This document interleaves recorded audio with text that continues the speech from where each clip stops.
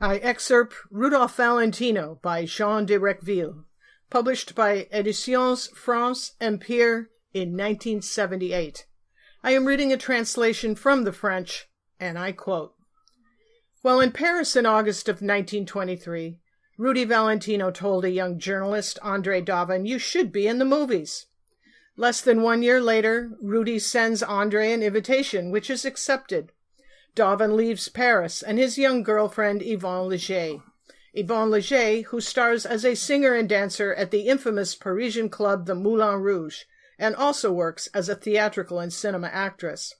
Daven leaves Paris and Yvonne to cross the Atlantic to become, on stage, Rudolph Valentino's brother, in his movie Monsieur Beaucaire, and in life, Rudy Valentino's congenial friend. In the studio, while filming, they are really believed to be two brothers, even if Daven's role is not a major one, being both the on-screen brother and the friend of the film star is an auspicious beginning of a career.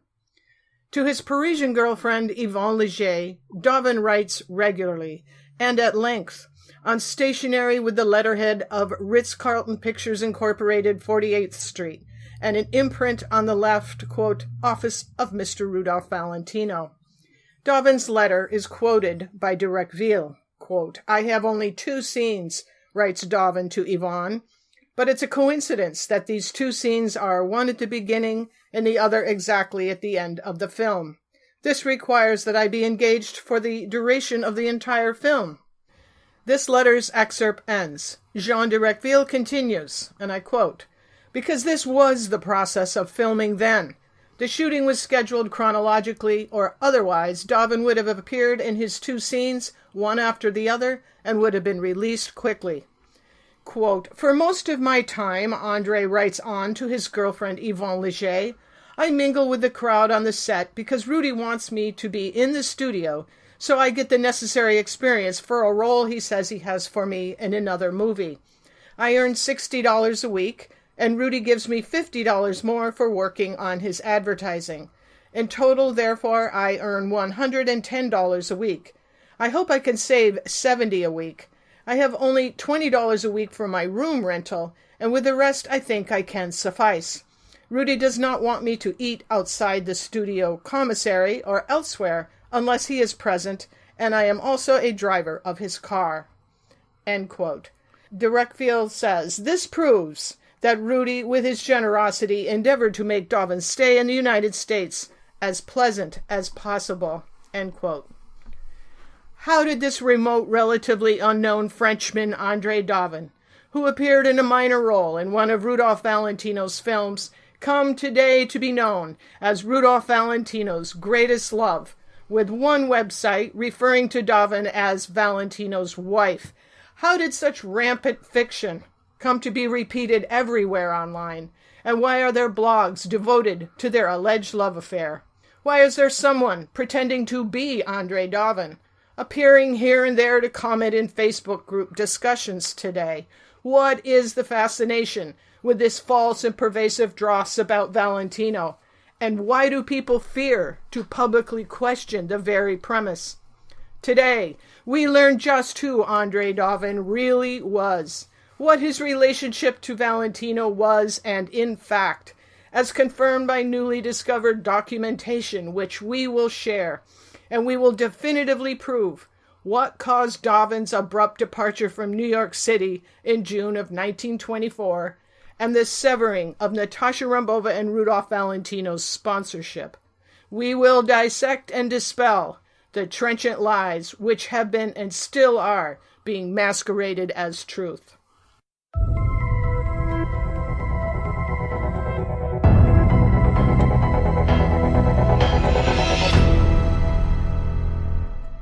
Ciao! I am Renato Floris, the proud publisher of all the documented and entertaining books on Rudolph Valentino and Natasha Rambova by Evelyn Zumaya. I'm here today with Evelyn to discuss more about her fascinating work. Ciao, Evelyn. Ciao, Renato. Today, we lay to rest the Daven Hoax. This outrageous claim plagues Valentino's legacy today and represents, in my opinion, a classic line drawn in the sand. a line drawn by liars and thieves of the truth. And any crossing their line by disputing their premise that Valentino and Daven were lovers is met with an immediate accusation of homophobia. And any demand for proof or documentation in questioning their brazen insinuations most always results in one's being deleted and blocked from the meekest discussion in online forums and groups. This is, as you know, Renato, a fiercely defended hoax. Yes, it is. Today, we expose the hoax. I will refute the premise that Andre Daven was Rudolph Valentino's greatest love. Refute the premise that he discovered Josephine Baker. Refute the premise that Daven attended Valentino's funeral. Refute the premise he was one of Valentino's pallbearers.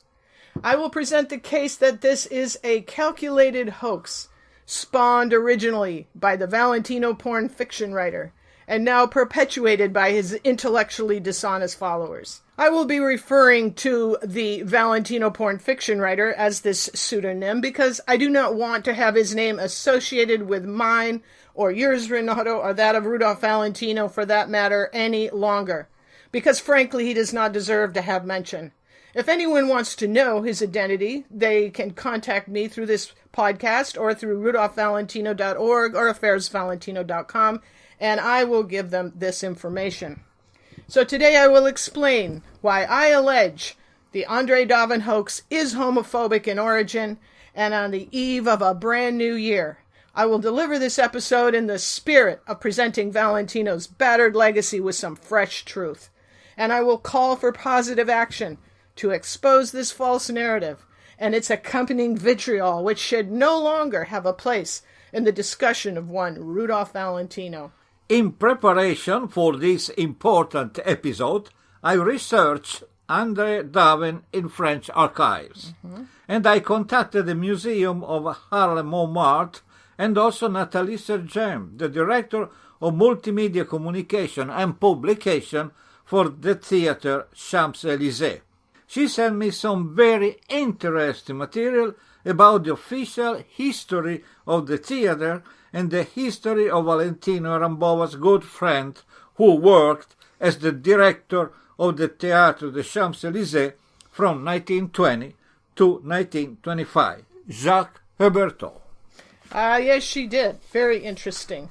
And I want our listeners to know you worked extremely hard researching this episode, and I'm really excited to share your discoveries, Renato, and thank you for your remarkable contributions and translations. Merci beaucoup. Pas quoi.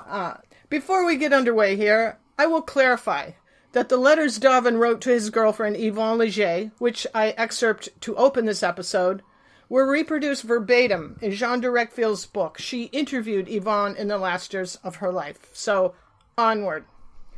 I read in the opening excerpt how Daven came to be cast in his brief appearance in Valentino's 1924 movie Monsieur Beaucaire.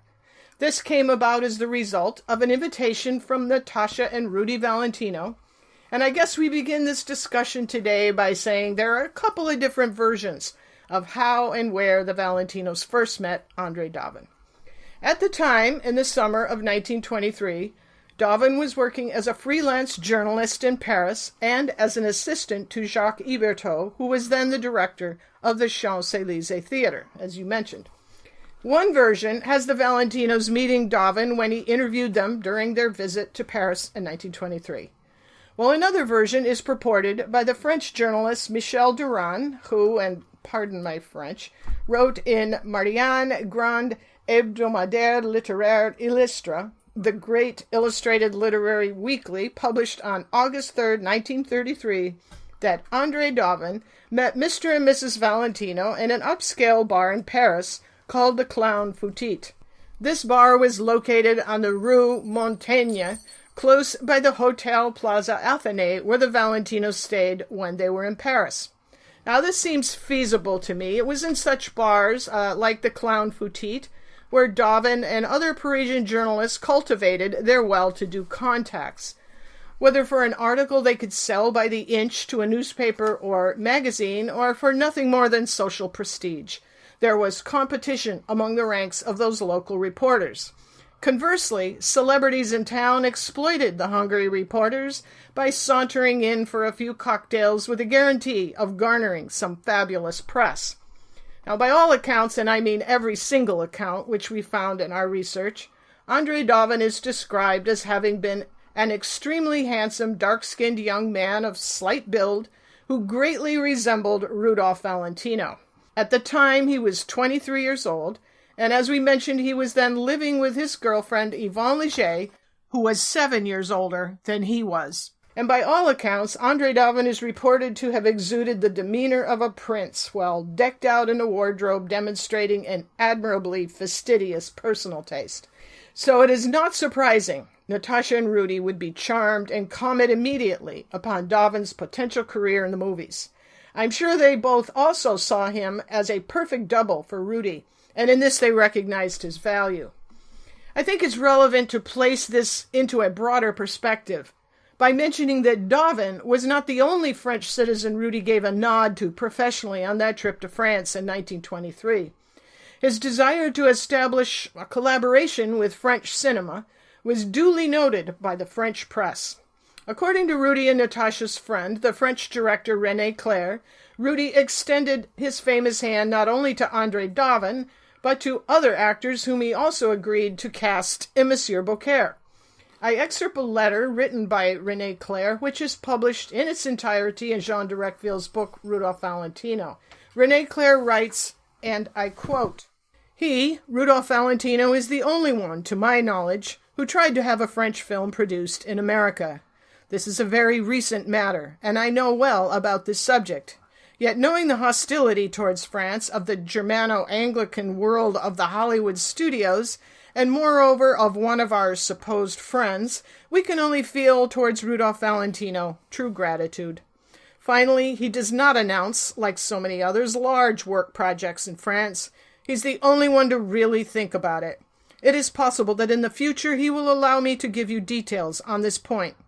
I would add that for his latest film, Monsieur Beaucaire, Rudolph Valentino hired, in addition to Andre Daven, a French girl, Miss Paulette Duval, and he commissioned the costumes for the movie to a French artist." End quote. So it was not unusual for the Valentinos to spot a new discovery. We have to remember, Renato, that Natasha discovered the designer Adrian, the actress Myrna Loy, and Rudy would have his business manager George Ullman negotiate a contract with Metro for his Monsieur Beaucaire co-star Doris Kenyon. And I cite that to Ullman's 1975 memoir, which you published, titled The S. George Ullman Memoir, on page 37. Now, I think this is all evidence of Valentino's entrepreneurial interest in cinema as an art form, which is also apparent in Natasha.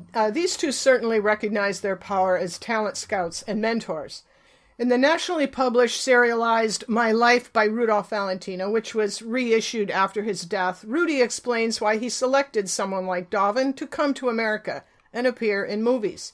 And I excerpt the Oakland Tribune September 25th, 1926 issue, but this was carried by the wire services and appeared in most papers across the country. And I quote Rudolph Valentino. He says, "Perhaps it is because I have so long been interested in casting pictures in which men figure almost as prominently as women. I have watched other men rise in screen fame, Barthelmess, Navarro, Glenn Hunter, chaps like that, and of course have given some thought to the part which a man plays into a man's screen success. For myself, for instance, I know that my foreign blood showing in my face and bearing has a great deal to do with the kind of reception I had by the American public. The Anglo-Saxon has a distinct flair for the Latin.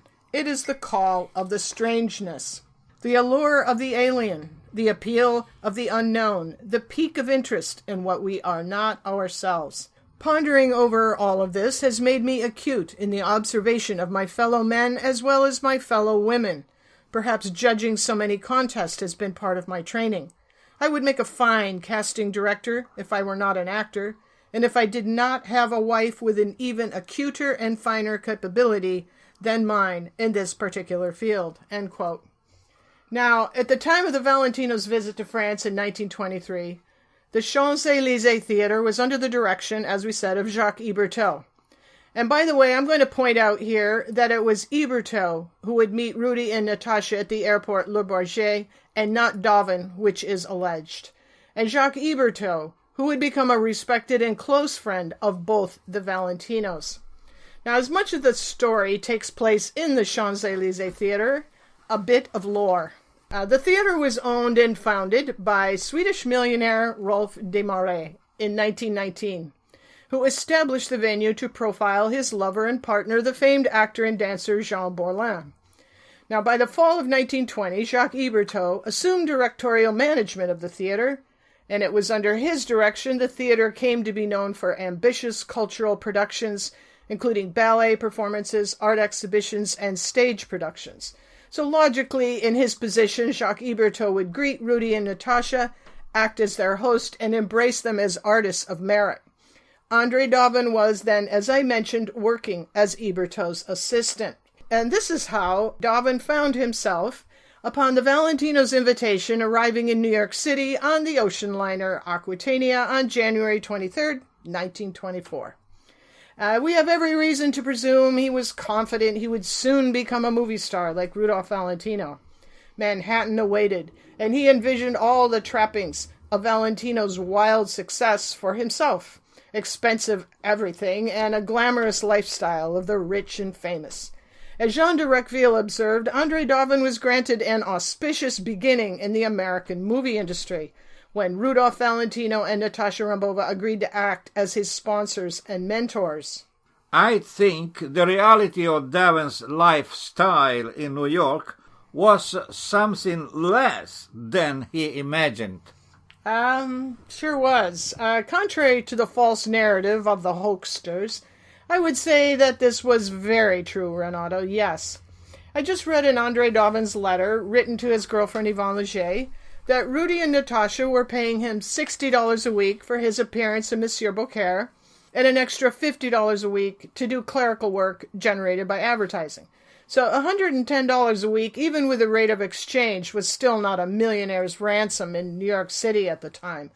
I know it's purported online that this is just a theory I wrote about in Affairs Valentino, but actually the salary breakdown was done by Andre Daven himself.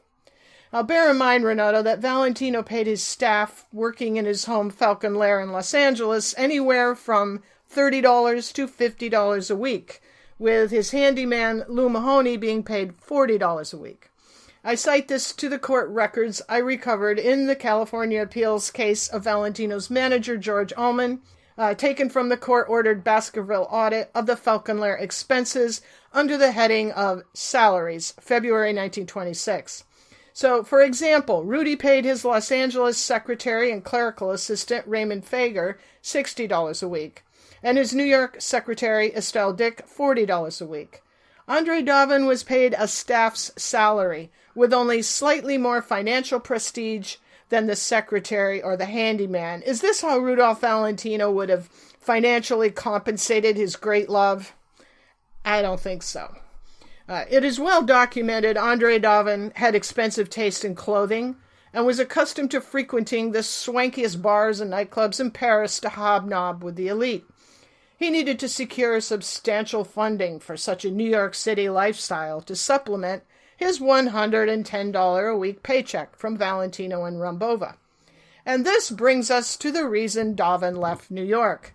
As Parisian journalist Michel Duran, in the piece I just referenced, and I quote, Daven came back to France quite abruptly. It was then Daven lost his sponsorship of the Valentinos, when he sailed from New York in June of 1924. And this departure date is confirmed by Daven's own statement in 1926 upon his arrival in New York, when he confirmed upon entry that his last departure from New York was in June of 1924. So the keepers of the Valentino and Daven hoax claim Daven left abruptly after a lover's quarrel, and there would be rumors Daven left because he was so offended having so few scenes in Monsieur Beaucaire. It was also rumored that Alla Nazimova commented on Daven's beauty, and this made Natasha so concerned Daven would upstage Rudy that she cut Daven's scenes. Now, in light of what really happened, In my opinion, this appears to be the explanation Daven gave to the press, and to those who asked why he left New York. There was never any competition between Rudolph Valentino and Andre Daven. This is ridiculous. And anyone watching Monsieur Beaucaire would instantly recognize this, and Rambova's seriousness in the editing of the film, and this had nothing to do with why Daven left New York City. In an interview Valentino gave with the LA Times reporter Alma Whitaker, which I have excerpted several times in previous episodes, he praises Natasha's editing of Monsieur Beaucaire. But today we know the real reason why Daven left. We know why. And yes. soon you will all know why. You know, you were, and I still are, accused online of lying during your speech here in Turin in 2009 at the International Valentino Conference, when you revealed for the first time the reason why Daven left. Now, that's true, Renato. And this allegation, along with some staggering defamation targeting me and my work, is made against me incredibly on the Daven Affair blog. It is stated by the author of this blog in his opening post that the reason for the blog is to rebuke my revealing Daven's true reason for leaving New York in June of 1924.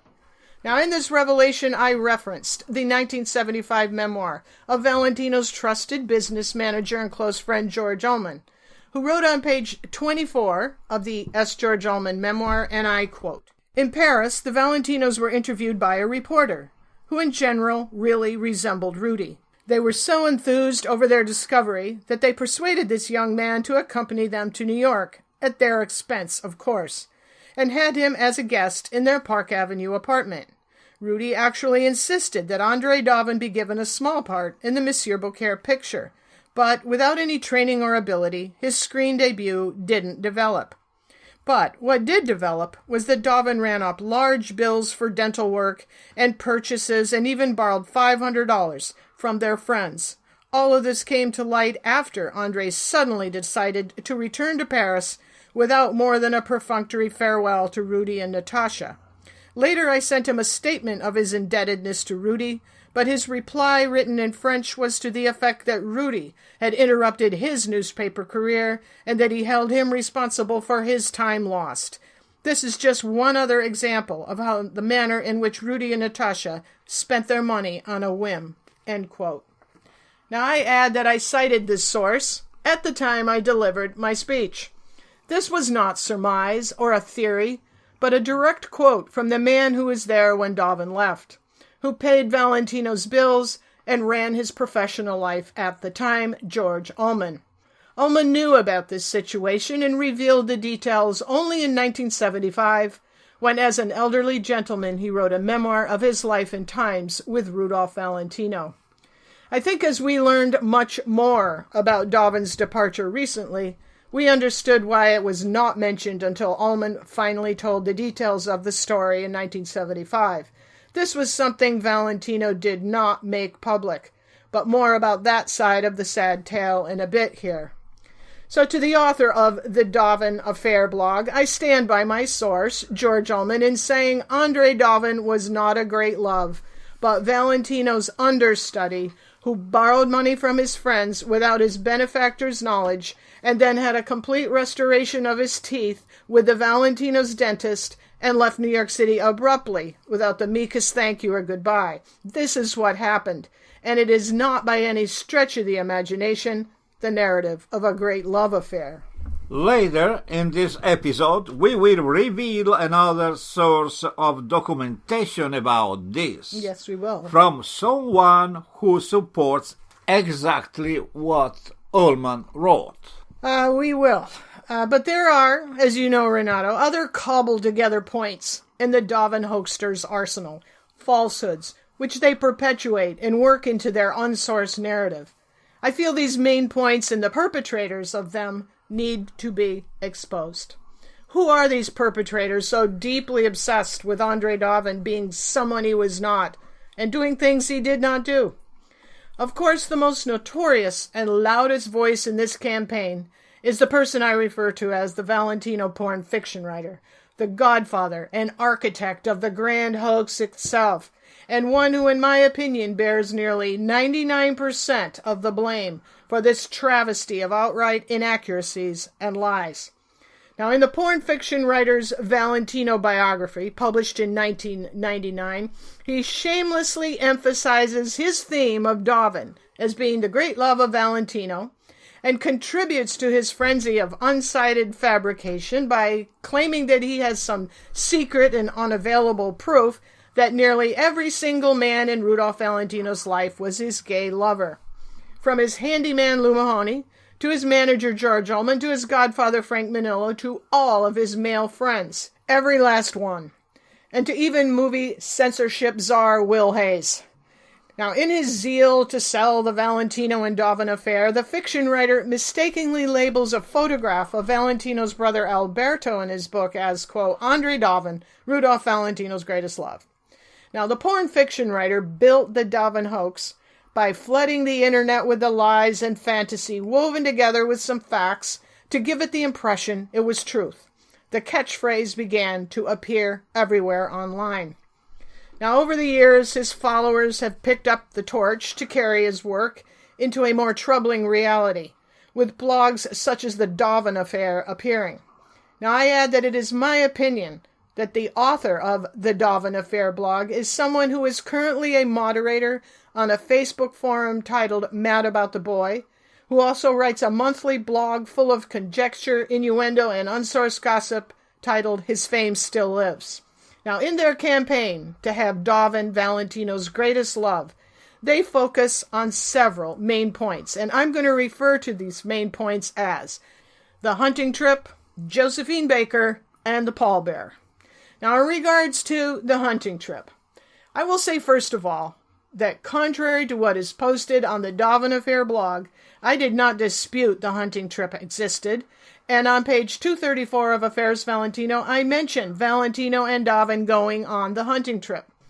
I probably have said on many occasions that I believe events on that hunting trip did not happen as the hoaxers imply that they did with their industrial-grade innuendo. As featured prominently in the Valentino Daven hoax, it is stated as fact that because the two men went on a hunting trip together, this is proof they were homosexual lovers. Now think about that, Renato.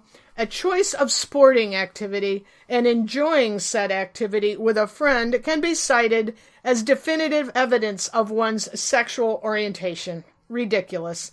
I do not think a hunting trip is proof of anything other than proof Rudy and his minimally paid understudy, Andre, killed some very unlucky and innocent creatures, butchered them, and took their trophies home. The Valentino porn fiction writer and his following have rendered this scenario of butchering innocent animals for sport into a romantic X-rated romp by two closeted homosexuals. Now, there would be nothing wrong with that at all, really, if it was claimed to be fan fiction and the author's sexual fantasy, with two real men as characters in the story. But that is not the case, because they tell the story everywhere as being true, as they present no proof other than their innuendo and suppositions. I state that a hunting trip is not proof of homosexuality. Now on to the Josephine Baker falsehood. The hoax purports that Daven discovered the iconic jazz performer Josephine Baker, and that he is responsible for her success in bringing jazz to Paris. Now, according to several articles you found and translated, thank you, Renato, this is not the case at all. I did find many articles about Josephine Baker which told a different story than the one which is part of the hoax.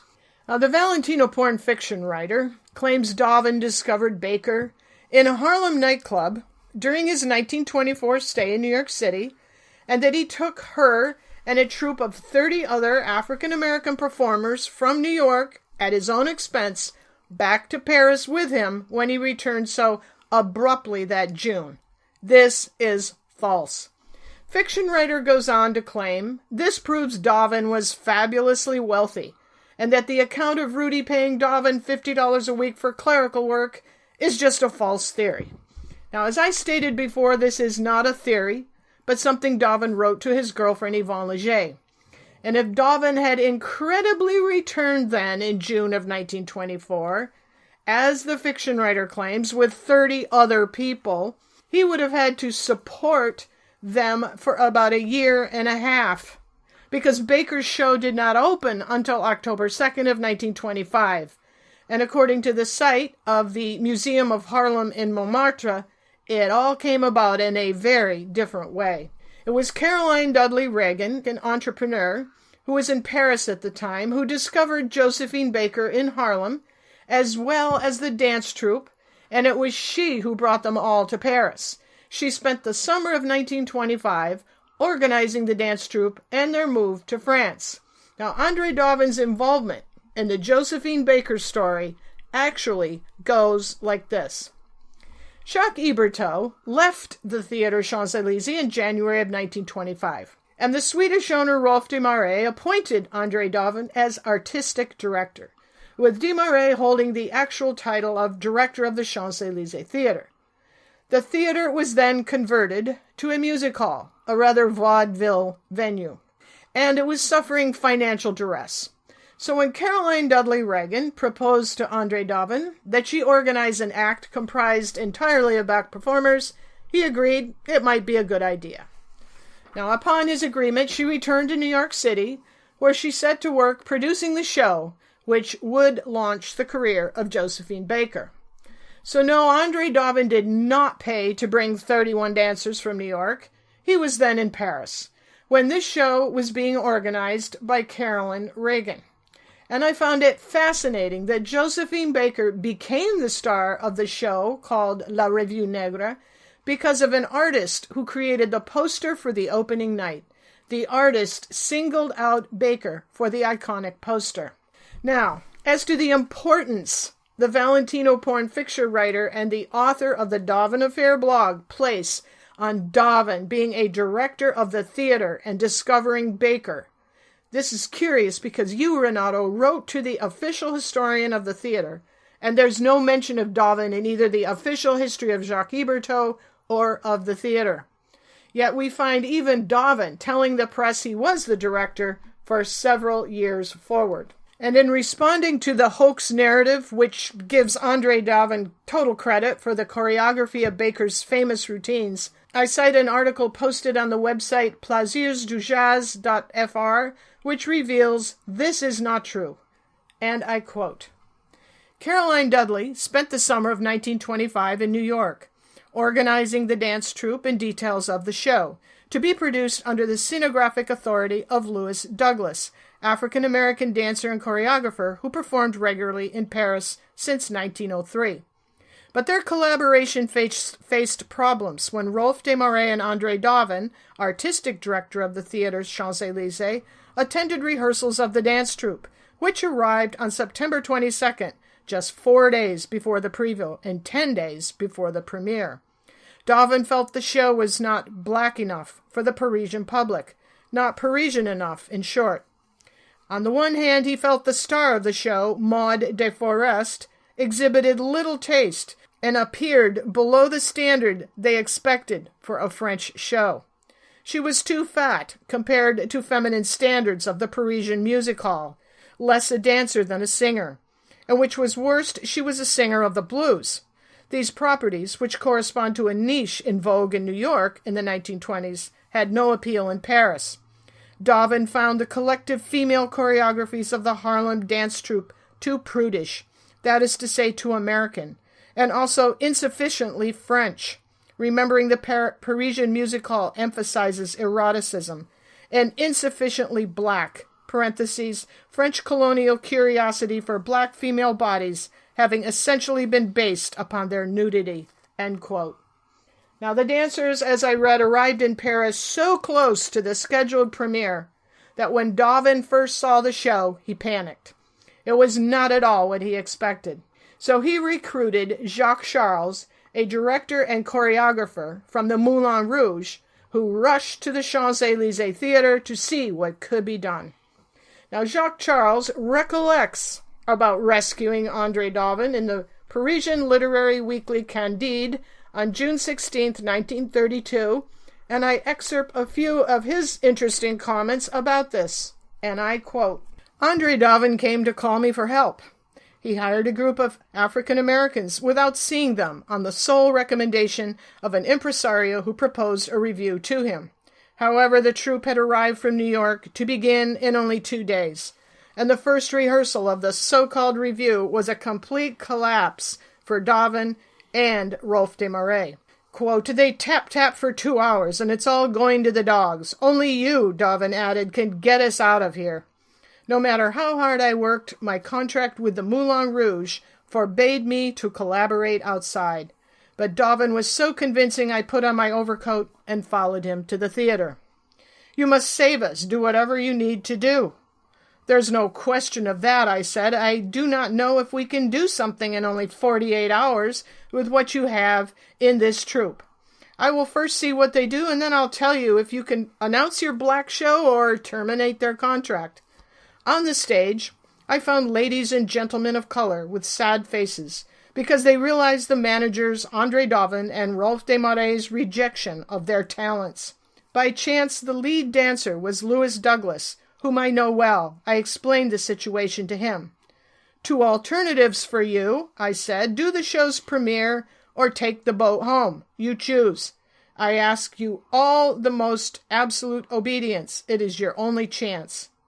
After a brief chat, Douglas came to tell me on behalf of them all that I only had to tell them what to do, and the rehearsal began.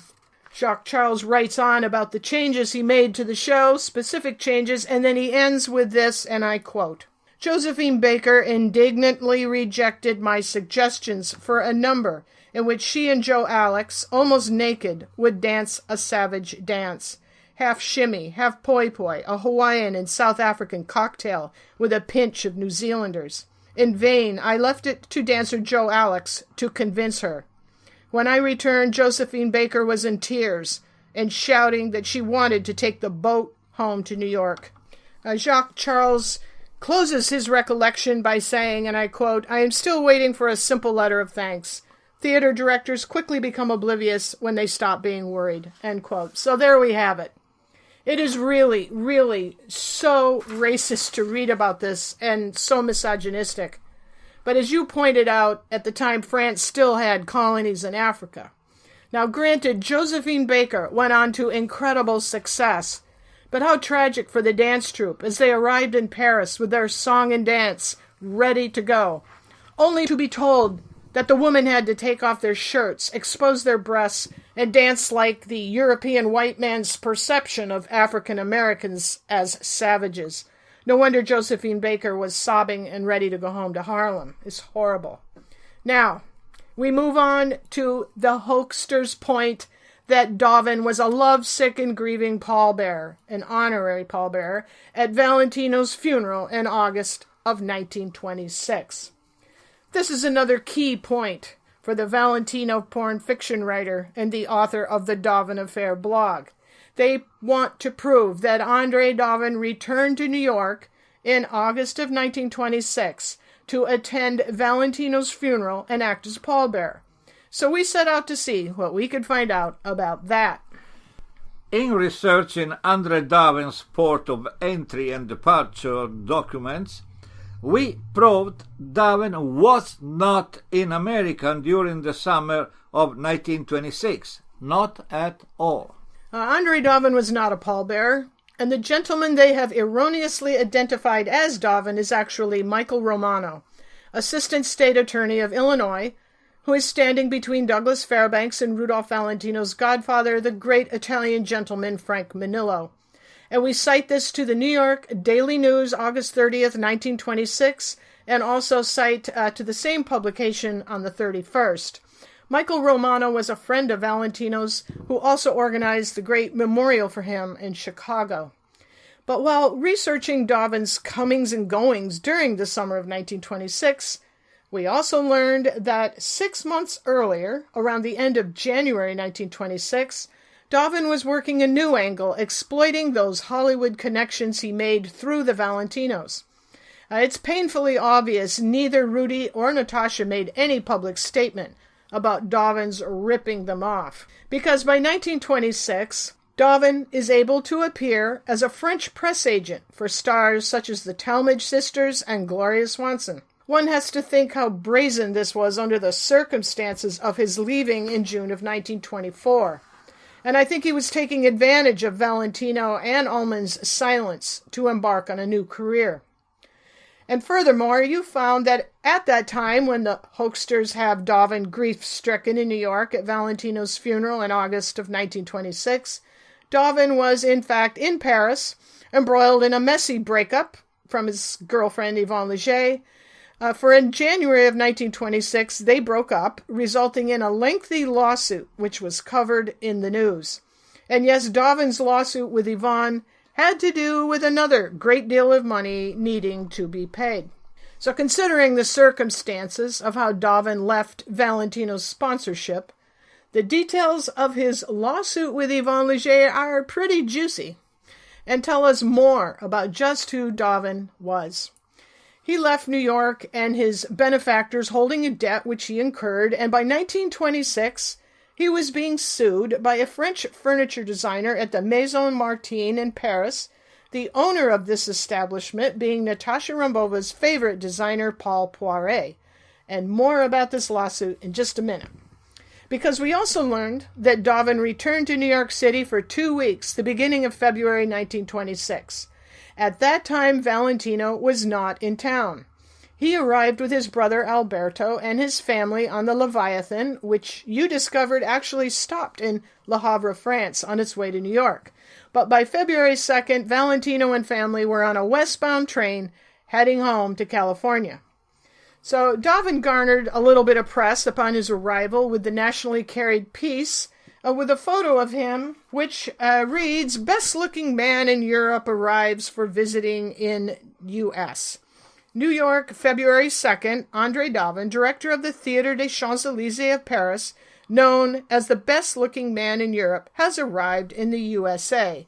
And another little piece of the article adds that he is visiting in America as the guest of Gloria Swanson and her husband, Le Marquis de la Falaise. But in researching the timing of Valentino's trip west, I found this little article published on February 2nd, 1926, and I cite it as it appeared by wire services in the Visalia Daily Times, titled "Film Chic on Way West to Hollywood." And I found it so intriguing and amusing, I just have to share it here today, and I quote. It's written in Kansas City, Missouri, February 2nd. Somewhere in Kansas, on a westbound overland train, Rudolph Valentino, brother Alberto Guglielmi, Mrs. Guglielmi, and their small son were speeding towards California today after a brief stay in Kansas City. The Screen Chic's train was here only long enough to take on a few passengers, change engines, and allow Valentino to appear at his stateroom door in vivid pajamas to take reporters to task for awakening him. Rudolph confessed his public was a pest, that he did not meet the Prince of Wales while abroad, that his brother Alberto intended to learn how to distribute motion pictures, and that he was happy to be returning to California. "I didn't sleep all night," Valentino said. "The ocean was very rough." "Where did you catch the train?" he was asked. "Oh," said Rudy in a weary voice, "I thought everyone knew I had been abroad. This conversation is getting nowhere." No one disagreed, and Valentino closed the door and the interview. End quote. So, I think, Renato, that if Andre Daven was the great love of Valentino, Valentino would have known that Daven was arriving in New York City at the time, and he could have seen him maybe for a cup of coffee.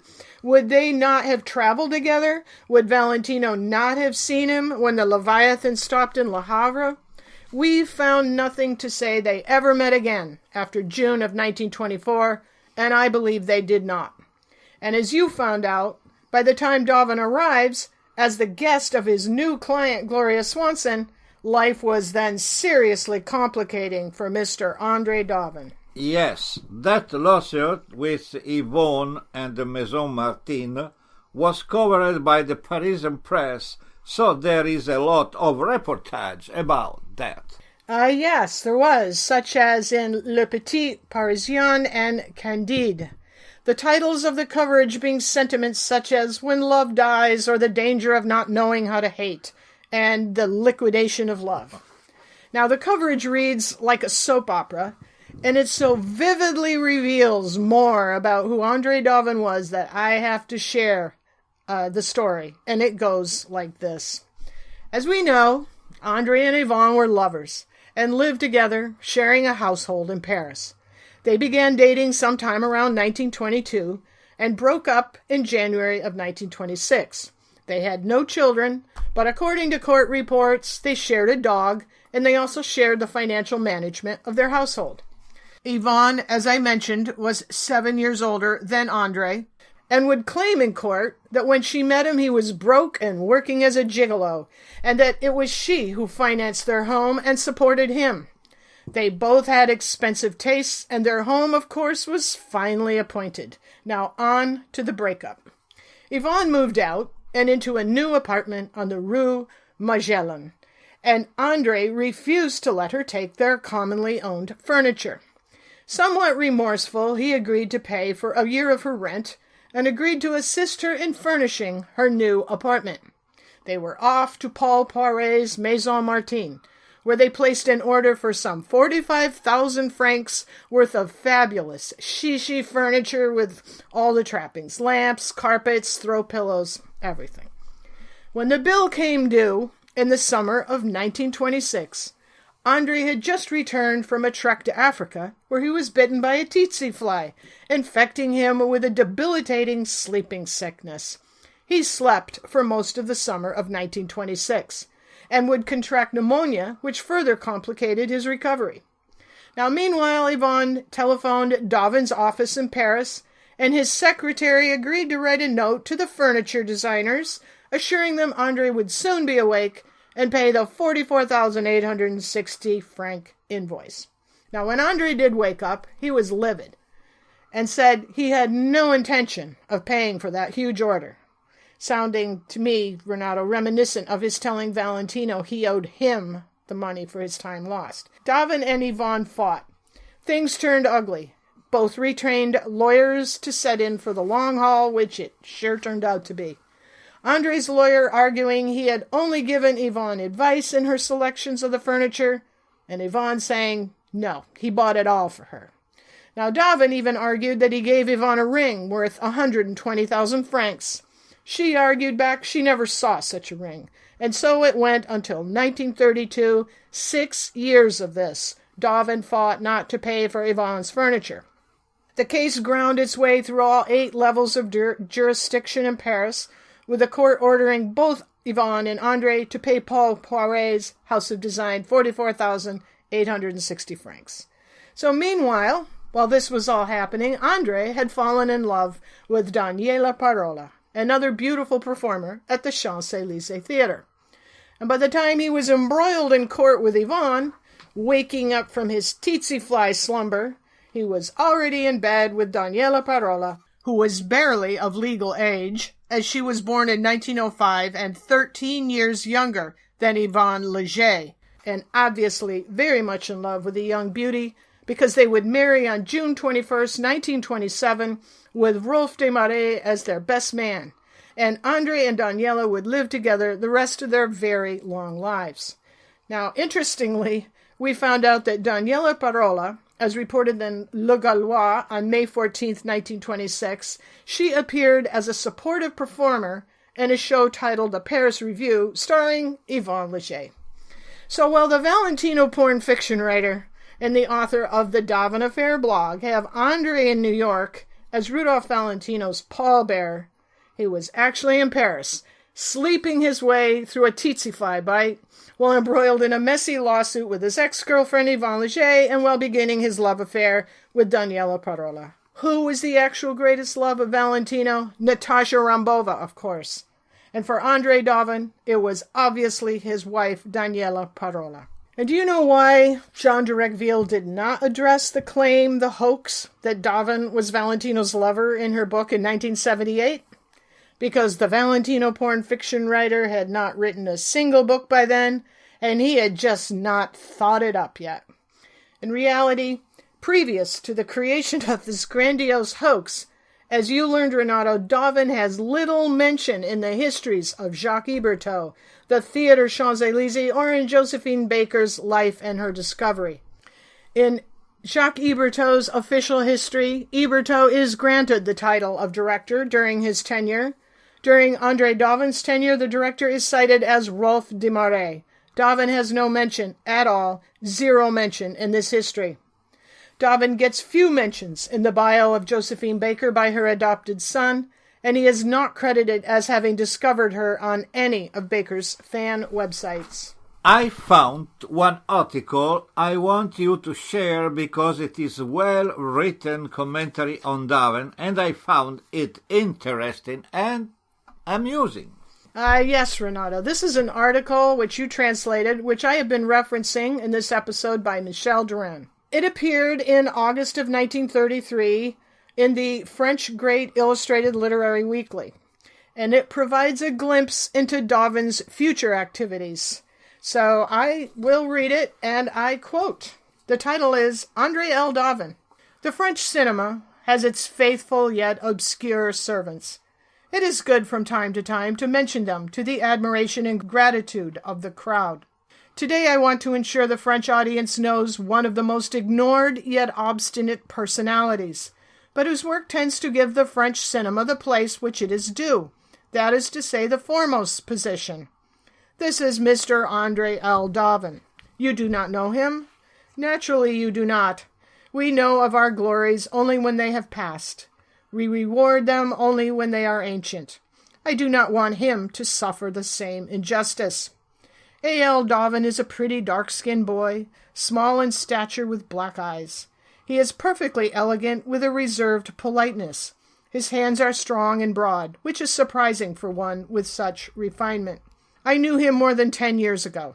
He already demonstrated an elegance which filled us with the most legitimate admiration, us being writers or draftsmen of Bonsoir, that fascinating and ephemeral journal. Daven worked at Bonsoir, in charge of writing about cinema, and in this he contributed an echo or a small article now and then, written with care. And he borrowed money, first from one, then another 10 francs from another. Never from me, for I was his most formidable competitor. When he procured this money, he used to go to the Clown Foutique bar and order expensive cocktails. That's how we, as journalists, establish contacts. In this way, Daven came to know many people, and I had the pleasure of shooting a film by Louis Deluc with him. He was charming. Since that time, I have not seen him again, but I have often heard of him. His career is varied, but exceptional. He was the representative of Gloria Swanson in Europe, the unofficial manager of the Talmadge sisters at the height of their movie glory. It was also on this summit that he met Rudolph Valentino, whom he also met in the fashionable bar. Valentino took him to America and had him act at his side in Monsieur Beaucaire. Daven then returned to France, and quite abruptly. After being a manager of a male variety music group, Daven entered the vast organization of Jacques Hébertau, where he became his devoted collaborator. Daven's defeat was soon to come. Paramount established a subsidiary in Europe, in Paris, to produce films there. Daven reappeared, to our very surprised eyes, impeccably groomed and full of haughty airs. He was then given the title of Director of Production, and a new career opened before him. He found his way. He began to serve his country with an implacable will. The French cinema had found its most valiant defender. Paramount Studios were magnificent, their safes full of dollars. Skillful technicians arrived from Hollywood. Everything was done to produce films and colonize the French film market. Fortunately for the French film industry, Andre Daven was an active participant.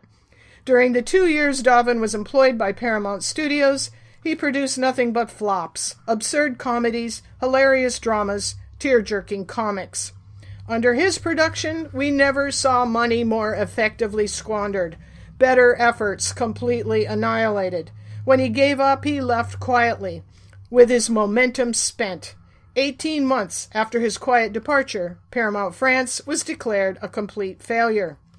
When he left the Paramount Jeanville Studios, the German film production was threatening. UFA produced films which were in France a resounding success. It was on this German side that Daven decided to carry his patriotic efforts. He was soon appointed director of French production in Berlin. The danger from Daven's presence was momentarily delayed, but his German failure did not take too long to explode in Nürnberg, where the films were being produced. After a few months of hard work, A.L. Daven resigned. Let us add again to his praise that one of his best and most generous innovations during his all-too-brief stay in Berlin was to drastically reduce the salaries of all the French actors working there. Now our brave knight was off to continue his effort for French film in America, whose film quality became dominating. There, Daven is appointed director of the French production for Fox Film. Then again, the hour of Daven's achievement arrives. We were promised wonderful movies. We gasp in anticipation and excitement. Here is another competitor of French film who will soon be defeated and thrown to the ground. When Mr. A.L. Daven becomes the director of the French production for Metro-Goldwyn Pictures, our last enemy will be destroyed. The competition will be definitively eradicated, with Andre L. Daven having been instrumental in destroying all the competition. The true French film will shine throughout the world unchallenged as an unparalleled product. That's when I'll stand up again, having just reported on his efforts. I will ask for him to be rewarded. The Legion of Honor could not have a more suitable breast or jacket lapel upon which to flourish. A.L. Daven, tireless servant of our national film production. Oh, this will be well deserved." End quote. So, Renato, I said in the beginning of this episode that I would point out the homophobic basis of this Valentino Daven hoax. This is in the repeated mention that Valentino and Daven had homosexual associates, which is given as proof they were gay. In my opinion, it is homophobic to presume someone is gay because they have homosexual associates, family, or friends. How does this in any manner influence anyone's sexual orientation? This implies, if not states, that one's sexual identity is contagious. Yet this is the basis for the claim that Valentino and Daven were lovers. This lust to claim the insinuation as fact is also homophobic, in that it perpetuates antiquated and very negative homosexual stereotypes. Why is this? Why did this happen? For a bit of insight to this, I read an excerpt from Jean de Recville where she comments in 1978, and I quote, "Jacques Hebertot was formal about it. Rudy was not gay. Robert Floris shares his opinion, and he wrote it to me. Homosexual claims about Valentino are a relatively recent insinuation. It came about because it has been discovered that the subject of someone's homosexuality in general is selling very well. And when this is claimed about Valentino, it sells better than any other." End quote. So, it was just marketing. Yes, pretty much it was and still is, in my opinion. I think Valentino's death gave Andre Daven, and many others for that matter, an opportunity to invent and reinvent their relationship with him. Obviously, Valentino was not about to come out and dispute any of it. But I do not think we find through this new documentation from French archives that Rudolph Valentino treated Daven like a great love at all, and Daven sure did not treat Valentino like a great love either. They were not lovers, and with the existing documentation, I would say that neither man was gay. I was surprised to read all of this about Daven because before our latest research, I did think he was gay, but now I really doubt that 100%. His years of messy heterosexuality is very public. And for Valentino, sadly, despite having the adoration and the applause of the world, he was vulnerable on a private level, and I think this was because he was an honest person himself and too trusting.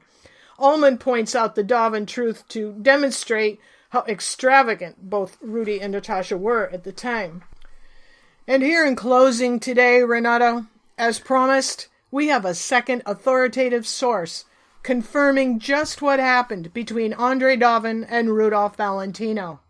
And for Rudolph, on the eve of this new year, I now throw a tomato at Andre Daven, a rotten tomato, in the form of an old letter, and an old letter written by Rudolph Valentino himself. Now, recently, I was in receipt of an email containing a link. The email was from Valérie Verneyer, who contacted me regarding her excellent translation of the Robert Flory piece, The Magic Lantern, which we discussed on a previous episode.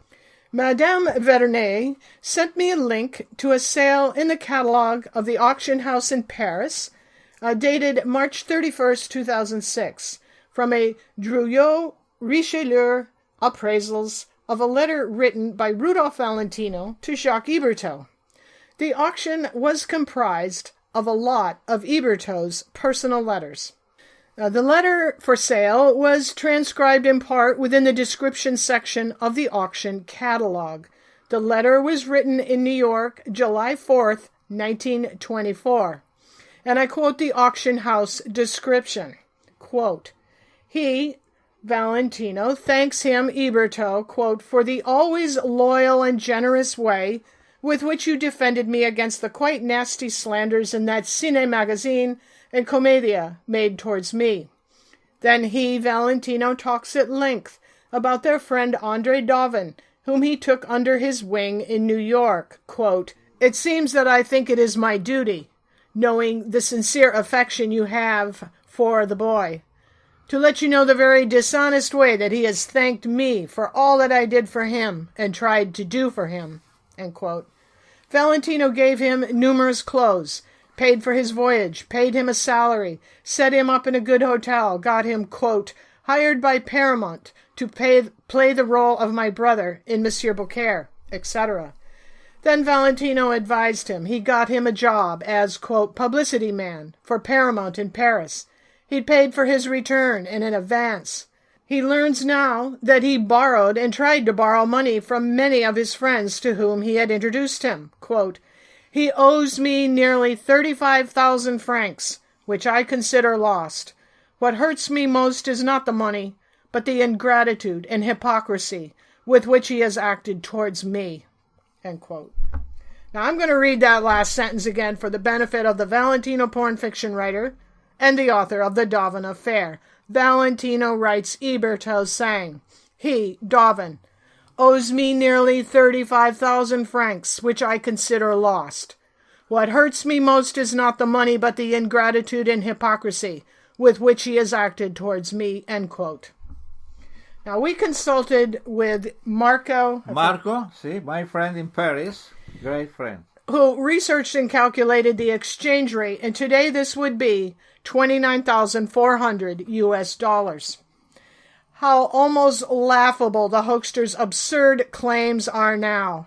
A lover's quarrel? Not.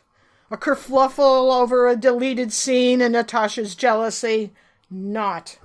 Daven was no great love when Valentino paid him a $20 bill more than his handyman.